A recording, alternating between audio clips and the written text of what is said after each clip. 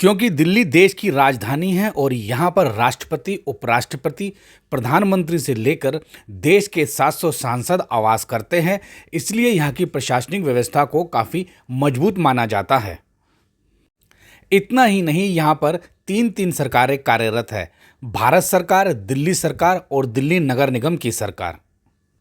इतना ही नहीं, नई दिल्ली इलाके में नई दिल्ली नगरपालिका परिषद और आर्मी क्षेत्र में दिल्ली छावनी बोर्ड भी कार्यरत है, जिसे प्रशासन की जिम्मेवारी मिली हुई है।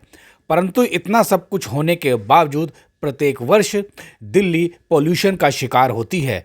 2 से 3 महीने दिल्ली वासियों के लिए बिल्कुल जानलेवा साबित होते हैं, क्योंकि पोल्यूशन का स्तर 700 AQI तक पहुंच जाता है। इस दमघोंटू माहौल में दिल्ली वासियों का सांस लेना मुश्किल हो जाता है और विभिन्न बीमारियों के शिकार हो जाते हैं। पोल्यूशन से लड़ने के लिए सरकारी स्तर पर अनेकों तैयारियां की जाती हैं। बार बार मीडिया को बताया जाता है कि आखिर उनकी सरकारें कर क्या रही है, लेकिन इसके बावजूद पोल्यूशन कम होने का नाम नहीं लेता है। इसलिए देश की राजधानी होने के बावजूद यहाँ के करीब 2 करोड़ लोगों को इसी वायु पोल्यूशन में जीना पड़ता है। आप वीडियो में देख रहे हैं कि यह बुराड़ी की नथुपुरा रोड है और यहाँ पर कितनी धूल मिट्टी उड़ रही है, लेकिन सरकार की ओर से इस धूल मिट्टी को रोकने के लिए कोई बंदोबस्त नहीं है। इस वक्त हमारे साथ हरपाल राणा जी हैं। हरपाल राणा जी जो पर्यावरण को लेकर काफ़ी काम करते आ रहे हैं, और पर्यावरण की बात करें तो देश की राजधानी दिल्ली, जहाँ पर राष्ट्रपति से लेकर प्रधानमंत्री तक आवास करते हैं और सबसे अधिक वायु पोल्यूशन है। दिल्ली एक गैस चैम्बर बन चुकी है और लोगों का दम घुट रहा है। तो इसी विषय पे हम बात करेंगे हरपाल राणा जी से। हरपाल राणा जी, आखिर ये कैसी इस समस्या का समाधान होगा? दिल्ली प्रति वर्ष दम घोटू माहौल दिल्ली में बनता जा रहा है। देखिए, ये बहुत ही चिंताजनक विषय है, और अधिक चिंताजनक इसलिए है कि जो प्रदूषण दिल्ली में दिखाया जा रहा है वो वास्तव में उतना प्रदूषण, उससे भी अधिक प्रदूषण है। मेरे पास प्रदूषण नापने के यंत्र भारत में पहली बार आए थे 5 वर्ष पहले। भारत सरकार के पास सिर्फ 600 तक नापने का यंत्र था, मेरे पास उस वक्त 900 का था, और मैंने सरकार को अनेकों बार ये दिखाया कि आप इस तरह का यंत्र लेके आएँ। प्रदूषण 600 से ऊपर बढ़ गया, ये 3-4 साल पहले लेके आए।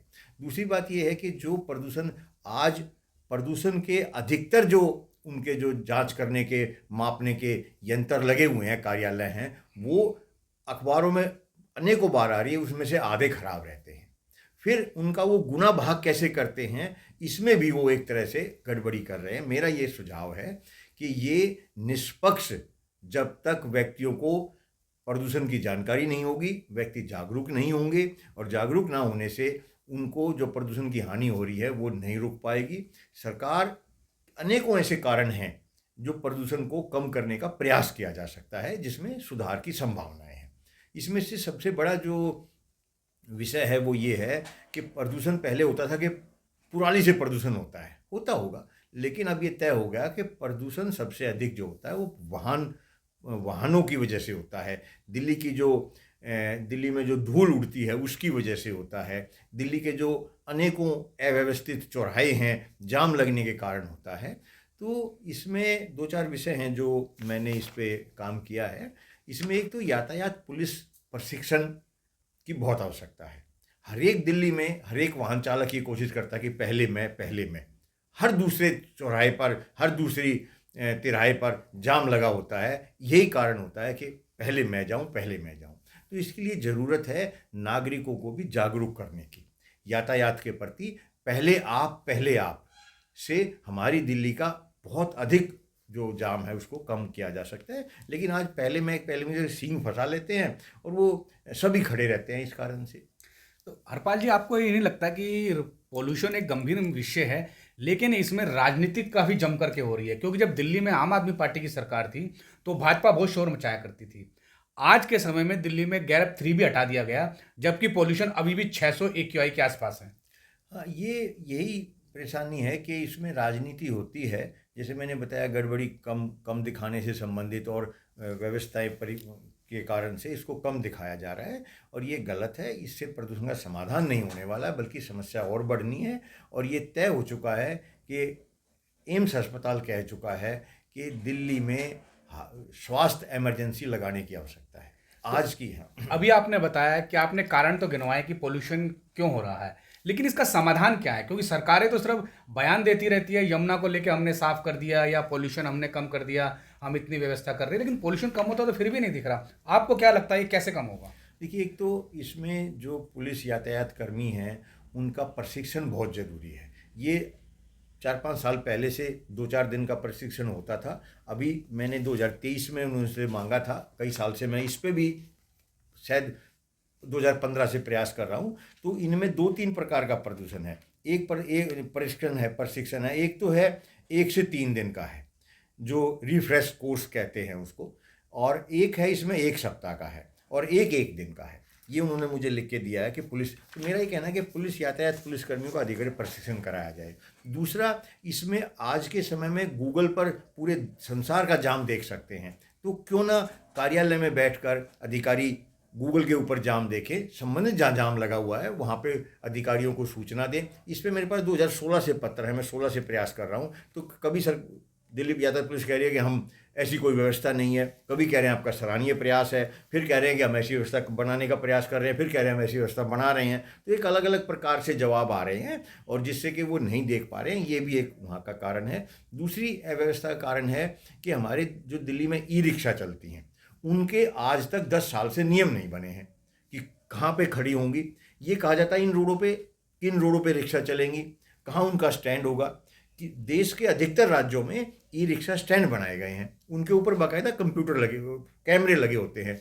एक रिक्शा आती है, उसमें 3 सवारी बैठती है, 2 सवारी बैठती है, रिक्शा चली जाती है। यहाँ तो रिक्शा वाले सबसे आगे जाके रेड लाइट लाल बत्ती के ऊपर, बस स्टैंडों के ऊपर सबसे आगे पहले मैं के चक्कर में वो जाम लगता है। तो ई रिक्शा का भी इसमें वो बनाया जाए। दूसरी बात, हमारे यहाँ जो विकास कार्य होते हैं, विदेशों में एक पुलिया 1 से 3 दिन में बन जाती है।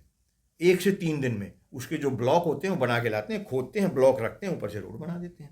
हमारे यहाँ एक पुलिया 1 साल में बनती है।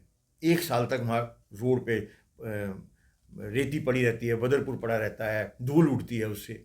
सफाई की जो हमारे यहाँ व्यवस्था है वो भी सबके सामने है, वो उसमें भी वो नहीं है। तो ये कुछ ऐसे कारण हैं, इसमें और भी बहुत से व्यवस्था हैं इसमें जो इन पे काम किया जा सकता है। एक राजनीतिक तौर पर धरने प्रदर्शन होते हैं रोडों के ऊपर, वो धरने प्रदर्शन ऐसे स्थान पे होने चाहिए जहाँ जिससे रोड प्रभावित ना हो। अब एक उदाहरण मैं बताऊं, चंदगीराम के अखाड़े पे विधानसभा प्रदर्शन होता है, मेरे पास अनेकों बार लिख के दिया गया है कि यहाँ जाम इसलिए लगा क्योंकि राजनीतिक प्रदर्शन था यहाँ पर। तो क्यों करने की छूट दी जाती है? दूसरी बात, एक जो वजीराबाद, ये जो सिग्नेचर ब्रिज से लेके और आउटर रिंग रोड पर ITO तक 7 साल पहले एक आदेश हुए थे कि यमुना के ऊपर एक पुल बनेगा, और उसका सर्वेक्षण करने की कार्रवाई पिछले 7 साल से चल रही है। और जो ये चंदीराम का अखाड़ा है, दूसरे इससे इधर कोई जो मार्केट है, एक तिब्बतिन मार्केट है, हिंदूराव नहीं, वो वहाँ पर अंतिम संस्कार का एक केंद्र है बस अड्डे के पास, कभी भी पूरे समय दिल्ली में दिन में से 20 घंटे वहाँ 15 घंटे जाम रहता है। तो वहाँ पे जो एक अध्ययन हो रहा था कि वहाँ से बनेगा, वो 7 साल से अध्ययन नहीं हुआ है। ऐसे में लिखित में अनेकों कार्य बताए जा सकता हूँ। एक दूसरा, दिल्ली में आज़ादपुर मंडी को शिफ्ट कर की जगह खामपुर में दी गई थी 1996 में। 93 से मैं इस पर प्रयास कर रहा हूँ। वहाँ पे एक बूचड़ खाना बनाया जा रहा था टीकरी बॉर्डर पर, हमने उसका विरोध किया, और वहाँ पर 96 में ऑफिशियली जगह स्थानांतरित करके मंडी को दे दी गई थी। आज तक वो मंडी वहाँ पर नहीं बनी है, टीकरी खामपुर में। दिल्ली की जो मंडी है, इसके लिए मैंने हाईकोर्ट में एक मुकदमा किया था, और 2019 में हाईकोर्ट ने आदेश किए थे जनहित याचिका में कि इस मंडी को स्थानांतरित किया जाए। 19 से लेकर 7 साल हो गए, आज तक नहीं आए। 1 महीने में कई लाख वाहन यहाँ पर आते हैं मंडी में, जिनको रोका जा सकता है। 96 में तो जरूरत थी टीकरी बॉर्डर पर बनाने की, 10 साल पहले तक भी। आज तो वो मंडी दिल्ली से बाहर बननी चाहिए। एक जानकारी के लिए मैं बता दूं कि ऐसे सरकारी रिपोर्ट मेरे पास है, दिल्ली की मंडी में जितना फल आता है पूरे देश से अलग अलग से, महाराष्ट्र से प्याज आती हैं, कश्मीर से सेब आती हैं, अलग अलग आलू उत्तर प्रदेश से आता है, उसकी जो खपत है वो सिर्फ 40% है यहाँ पर। पहले पूरे देश से यहाँ माल आता है, फिर यहाँ से वो माल दूसरे राज्यों में जाता है। क्यों जाता है? सही हो। कितनी बड़ी परेशानी है ये। तो वो नहीं आए, वो नहीं जाए, तो यहाँ के वाहन की जो संख्या घटेगी, और उस मंडी को अगर बाहर स्थानांतरित कर दिया जाए तो उससे भी काफ़ी फायदा होगा, लेकिन नहीं कर रहे हैं, हाईकोर्ट के आदेश के बाद नहीं कर रहे हैं। तो बताओ। और अभी राणा साहब आपने कारण गिनवाए, उसमें आपने दो महत्वपूर्ण कारण गिनवाए कि एक तो सफाई व्यवस्था ठीक नहीं होती है, दूसरी जो डेवलपमेंट के जो काम हो रहे हैं। अगर मैं बुराड़ी विधानसभा की बात करूं तो बुराड़ी विधानसभा का जो AQI है इन दिनों 700 के तक पार चला गया है। और आप सही कह रहे हैं, बुराड़ी में ना तो सफाई व्यवस्था कहीं दिखती है ढंग से, और जो बुराड़ी मेन रोड पे जो सीवर लाइन डालने का काम चल रहा है वो बहुत ज़्यादा जानलेवा बनी हुई है। लेकिन अब इसका समाधान कैसे हो, क्योंकि जिनके पास में जिम्मेवारी है सुधारने की वो अपनी जिम्मेवारी नहीं निभा रहे हैं। देखिए, यही समस्या है हमारे देश में कि आज तक किसी भी अधिकारी की, किसी भी कर्मचारी की, सरकारी, चाहे केंद्र सरकार हो चाहे राज्य सरकार हो, उसमें कोई जिम्मेदारी जवाबदेही तय नहीं है, सुनिश्चित नहीं है। वो कहते हैं CCS रूल के अनुसार, मेरे पास हैं ये सारी किताबें, तो कहते हैं CCS रूल के अनुसार ये काम होता है। अब CCS रूल के अनुसार सिर्फ जो इसमें लिखा हुआ, ये लिखा हुआ उच्च अधिकारियों के आदेश मानेंगे, निर्वाचित प्रतिनिधियों की बात मानेंगे, जो भारत सरकार के विभाग हैं उनसे कोई कार्रवाई आदेश आएगा उसका मानेंगे। लेकिन सरकारी अधिकारियों के प्रति पानी वाले अधिकारी जो हैं उनकी जिम्मेदारी होनी चाहिए कि पानी पहुंचाएं, सफाई की जिम्मेदारी उनकी होनी चाहिए कि सफाई वहाँ पे करें। अब यहाँ पे नगर निगम की बात करें तो एक अधिकारी को सफाई में लगा दिया जाता है, फिर उसको स्वास्थ्य में लगा दिया जाता है, फिर उसको तीसरे विभाग में भेज, वही जो दिल्ली यातायात पुलिस की है, प्रशिक्षण उसको किसी चीज़ का दिया नहीं जाता। मेरा कहना है कि जो अधिकारी कर्मचारी जब नियुक्त होते हैं तो उनको एक विशेष प्रशिक्षण दिया जाए उस विभाग से संबंधित, और उनकी जिम्मेदारी जवाबदेही सुनिश्चित की जाए, लेकिन नहीं की जा रही है। अब इसमें एक और विषय आता है कि एक प्रणाली है मोक्षदा हरित प्रणाली, जो पूरे देश में प्राइवेट तौर पर या व्यक्तियों के सहयोग से लगाई गई है। उस प्रणाली के अनुसार मुझे यमुना बाजार से जो अंतिम संस्कार गृह है उससे लिख के दिया गया है कि 1/3 लकड़ी लगती हैं और 1/3 समय लगता है। सामान्य मृत्यु होने में, सामान्य व्यक्ति में 4.5 क्विंटल लकड़ी लगती हैं और 4-5 घंटे उसको ठंडा होने में लगता है, जबकि 1/3 समय 150 किलो लकड़ियों में, 1.5 क्विंटल लकड़ी में और 1.5 घंटे में उस मोक्षदा हरित प्रणाली से अंतिम संस्कार किया जा सकता है। 1/3 प्रदूषण कम हो सकता है जितना वहाँ से होता है लकड़ियों से। इससे प्रति वर्ष मतलब करोड़ों पेड़ कटने से बचेंगे, करोड़ों पेड़ जो कट रहे हैं। एक तो कटने से प्रदूषण को नुकसान हो रहा है, फिर उससे प्रदूषण हो रहा है, तो उसको क्यों नहीं वो किया जाता। लेकिन इसमें भी मैं कई वर्षों से प्रयास कर रहा हूँ, सरकार का बिल्कुल भी ध्यान नहीं है। मेरा ये कहना है कि जहाँ नई अंतिम संस्कार प्रणाली, जो अंतिम संस्कार बन रहे हैं, जो केंद्र बन रहे हैं या स्थान बन रहे हैं, उसमें मोक्षदा हरित प्रणाली लगाओ। और आश्चर्यचकित ये है कि वो प्रणाली 50 से 60 हज़ार रुपये में लग रही है। हरिद्वार में 20 साल से लगी हुई है। राजीव दीक्षित जी का देहांत हुआ 30 तारीख को हुआ था उनका जन्म। राजीव दीक्षित जी का जन्मदिन भी 30 तारीख का है और उनकी पुण्यतिथि भी कल 30 तारीख है। तो जब मैं वहाँ गया था आज से बहुत साल पहले, तो हमने देखा कि वहाँ लगी हुई थी ये प्रणाली। दिल्ली में जो बस अड्डे के पास जो वो कौन सा केंद्र है जहाँ अंतिम संस्कार होता है, वहाँ लगी हुई है 10 प्रणाली, लेकिन उनका उपयोग नहीं हो रहा है। निगम बोध घाट पे 10 साल से, मतलब 5 साल से लगी हुई हैं। अच्छा। और वो उसका उपयोग नहीं हो रहा है, वो खाली पड़ी हैं, क्योंकि वहाँ पे लकड़ी कम लगती है। अब वहाँ तो लोगों को लकड़ी बेचने की है ना, जो वहाँ व्यक्ति बैठे हैं वो लकड़ी बेच रहे हैं। 150 किलो लगेंगे, 450 किलो लगेंगे, उनका कमीशन बनेगा, उनकी मेहनत होगी, ज़्यादा पैसे मिलेंगे। तो ये व्यवस्था, कई इस तरह की जो व्यवस्थाएं हैं उसमें करने की आवश्यकता है, जिससे कि दिल्ली का प्रदूषण में कुछ कमी आ सकती है। बाकी राजनीतिक इच्छा शक्ति हो तो इसको पूर्ण रूप से ख़त्म किया जा सकता है। ऐसे 10 देश का उदाहरण हमारे सामने है जिनमें प्रदूषण बहुत अधिक था। चीन भी उसमें एक मुख्य था और उन्होंने अपने वहाँ का प्रदूषण ख़त्म किया है। एक उदाहरण मैं बताऊँगा जो मेरे पास लिखित में भी है। आज रोड के ऊपर जो पानी छिड़का जाता है, उस पानी छिड़कने की जो मशीन होती है, उसका मुंह होता है, वो रोड की तरफ करते हैं।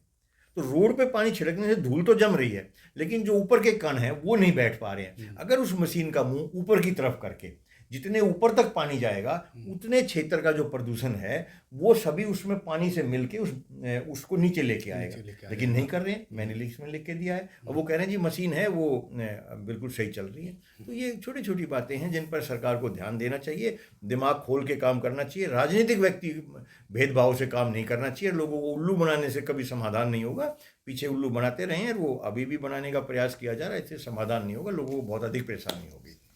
तो अभी आपने देखा और सुना कि पर्यावरण की रक्षा के सिपाही हरपाल राणा जी ने पॉल्यूशन के फैलने के कारण भी बताए और उसके समाधान के तरीके भी बताए, और वो साथ में यह भी कह रहे हैं कि जिन अधिकारियों पर जिम्मेवारी है या जिस व्यवस्था पर जिम्मेवारी है, वह व्यवस्था भी कहीं ना कहीं अपनी जिम्मेवारी निभाने में नाकामयाब हो रही है, और ऐसे अधिकारियों पर कार्रवाई होनी चाहिए ताकि वे अपनी जिम्मेवारी ढंग से निभा सके और देश की राजधानी दिल्ली में जितना वायु प्रदूषण हो रहा है यह कम हो सके।